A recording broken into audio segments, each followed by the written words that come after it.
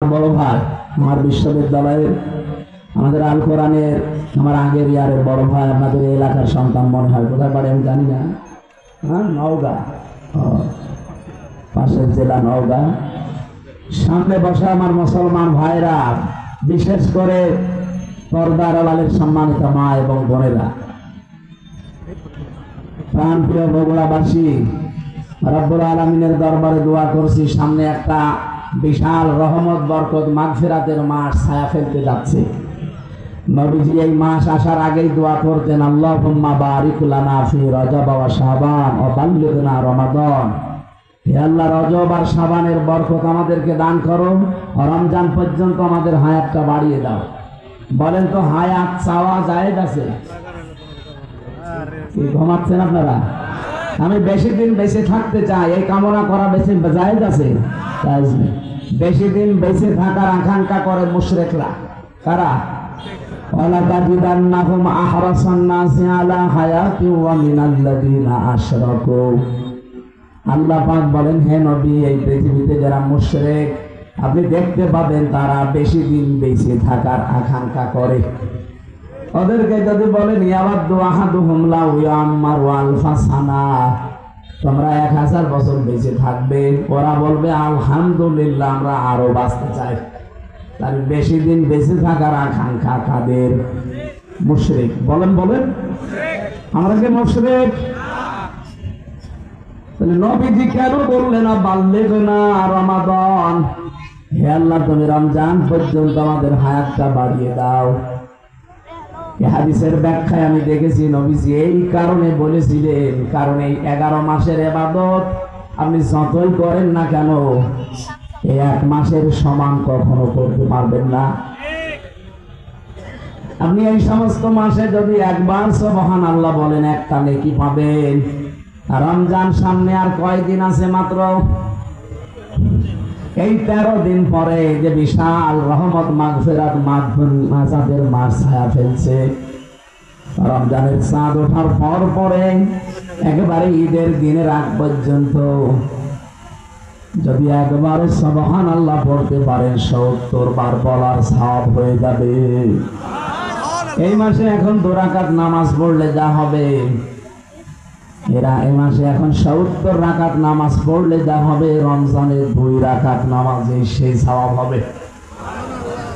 নবীজিকে জিবরাইল কথা আগেই জানিয়েছিল যে মাসের মর্যাদা এত বেশি, এত বেশি, এত বেশি। নবীজি এজন্যই বলতেন, আল্লাহ আমার হায়াতটা বাড়িয়ে দাও, আমি দুনিয়ার এই হায়াতটাতে এত বেশি নেকির কাজ করতে চাই যেটা দিয়ে আমার জান্নাত পরিপূর্ণ হয়ে যায়। বগুড়াবাসী, আমাদেরও টার্গেট আখিরাত। এই জন্য দুনিয়ায় যে কদিন বেশি আছি, আমার সবচাইতে বড় কাজ হবে আমি আল্লাহর ইবাদত করে আমার জান্নাতের বিশাল ঠিকানা প্রশস্ত করা।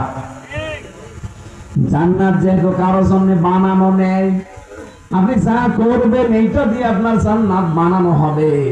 আপনি যা করবেন এইটা দিয়ে আপনার জাহান্নাম তৈরি করা হবে। রব্বুল আলামিন জানিয়েছেন, লাহা সাবাতু আবওয়াব লিকুল্লি বাবিন মিনহুম জুজউম মাকসুম।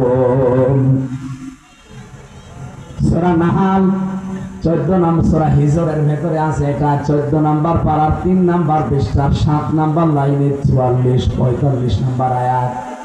হে নবী, জাহান্নামের দরজা কিন্তু 7টা। দুনিয়াতে যে যে ধরনের অপরাধ করবে আল্লাহ তাকে ওই দরজা দিয়ে প্রবেশ করাবে।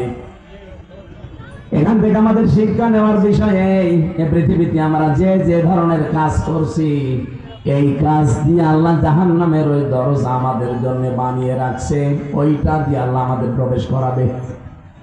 আমরা যে ধরনের নেকির কাজ করব, ওই কাজ দিয়ে আল্লাহ জাহান্নামের যে 8টা দরজার নাম শুনি না, জাহান্নামের দরজা 8টা না, জান্নাতের দরজা 100টার উপরে।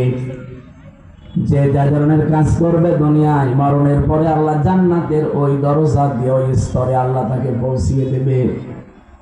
এই জন্য আমাদের এখন শিক্ষা নেওয়া লাগবে, যেহেতু রমজান সামনে আসছে, এমন এমন নেকির কাজে আমরা আঞ্জাম দিতে চাই সামনে। এমন কিছু কাজ আমাদের এই ছোট্ট জীবনে করতে চাই। আল্লাহ রাব্বুল আলামিন জান্নাতের সুউচ্চ চূড়া যেটা, দরজা যেটা, বাপ যেটা, ওটা যেন আমাদের জন্য প্রস্তুত করে রাখে।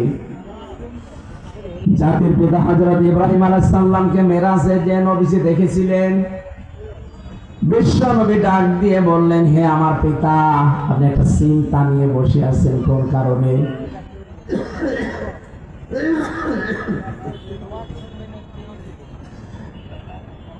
আমাদের জাতির পিতা যিনি হযরত ইব্রাহিম আলাইহিস সালাম, এটা আমার আল্লাহর বানানো, আর আমাদের বানানো যেটা, ওটা তো এখন ভেঙে চুরে শেষ। আল্লাহ পাক হযরত ইব্রাহিমকে জাতির পিতা বানিয়েছিলেন। তিনি নবী মুহাম্মদুর রাসূলুল্লাহকে ডাক দিয়ে বললেন, হে আমার সন্তান, আমি যে বসে আছি কেন জানো? এই যে জান্নাত দেখতে পাচ্ছ, এই জান্নাতটা ফেরেশতারা বানাচ্ছিল। কেউ 2 তলা 3 তলা 4 তলা বানিয়ে বসে আছে আর কাজ করে না। এই জান্নাতটা যার জন্য বানাচ্ছিল, ওই লোকটা আগে ভালো ভালো কাজের আঞ্জাম দিত, নেকির কাজ করত। এই জন্য ফেরেশতাদের হাতে ইট বালি খোয়া এগুলো আসতো, ও জান্নাত বানাতেই থাকতো। কিন্তু লোকটা এখন ভালো কাজ করা ছেড়ে দিয়েছে। এই জন্য ফেরেশতাদের হাতে আর ইটও আসে না, বালিও আসে না। কি দিয়ে ফেরেশতারা জান্নাত বানাবে? দেখো বসে আছে। তোমার উম্মতদেরকে ফিরে যে বলবে, এই জান্নাতের মাটি কিন্তু বড় উর্বর। দুনিয়ায় সেই কয়দিন হায়াত আছে তাদের, তারা যেন এমন এমন কাজ করে যে তাদের জান্নাতটা যেন কমপ্লিট থাকে। বলেন সুবহানাল্লাহ। বগুড়াবাসী, এমন কোন কাজ যদি আমরা করে যাই যে একতলা হওয়ার পরে লিনটেন পর্যন্ত উঠে বসে আছে, আমার আর কাজ কারবার নেই, আমি ভালো কাজে আঞ্জাম দিতে পারি নাই, মরে গেলাম। আল্লাহ যদি জান্নাত আমারে দেয়ও, যে দেখবেন একতলা হয়ে আছে আর একতলা ছাদ নেই, ভালো লাগবে? যেহেতু চোখ বন্ধ হওয়ার পরে আর কোনো ভালো কাজ করার সুযোগ, আরো জোরে বলেন। এখানে যতটুকু হায়াত আছে এর ভেতরে এমন কাজের আঞ্জাম দেওয়া লাগবে যেন অল্প কাজে বেশি নেকি পাওয়া যায়। এই জন্যই নবীজি বাল্লিগ না রমাদান, যে আমাকে রমজান পর্যন্ত হায়াত পৌঁছিয়ে দাও, আমি এমন কিছু কাজ করতে চাই যেন আমার জান্নাতটা কমপ্লিট থাকে, আনকমপ্লিট না হয়। বলেন সুবহানাল্লাহ। এই জন্য আমরাও রমজান পর্যন্ত হায়াত চাচ্ছি। এই রমজানে গুরুত্বপূর্ণ কিছু জিনিস আমরা সামনে নিয়ে আসতে চাই। রমজানের ভেতরে 21 থেকে 29 বেজোড় রাতগুলোতে আল্লাহ রাব্বুল আলামিন গুরুত্বপূর্ণ কিছু সিদ্ধান্ত নেবেন। ফিহা ইফরাকু কুল্লু আমরিন হাকিম। আল্লাহ পাক বলেন, এই গুরুত্বপূর্ণ কিছু সিদ্ধান্ত এই রমজান মাসে আমি আল্লাহ নিতে চাই। এইদিকে তাকান। এই যে রমজান মাসের যেখানে কোরআনে কারীম নাযিল করেছেন আল্লাহ, আমরা জানি সবে কদরে এটা, আর সেই আয়াতটি আমি পড়েছি, ইন্না আনজালনাহু ফি লাইলাতিন মুবারাকাহ। অবশ্যই আমার এই কোরআন আমি একটা বরকতময় রজনীতে নাযিল করেছি। ইন্না কুন্না মুনজিরিন, অবশ্যই আমি আল্লাহ নিজেই এর সতর্ককারী। বলেন সুবহানাল্লাহ। এটা বাংলা অর্থ বললাম, এবার আমরা তাফসিরে যাচ্ছি। সূরা দুখানের আয়াত। কোন সূরা? এটা ক্লাস চলছে, জবাব দেন কোন সূরা? দোকান মানে ধোয়া। দোকান মানে কি? তার মানে বাংলায় যেটা, এই যে বিড়ি, বিড়ির নামেও একটা সূরা আছে।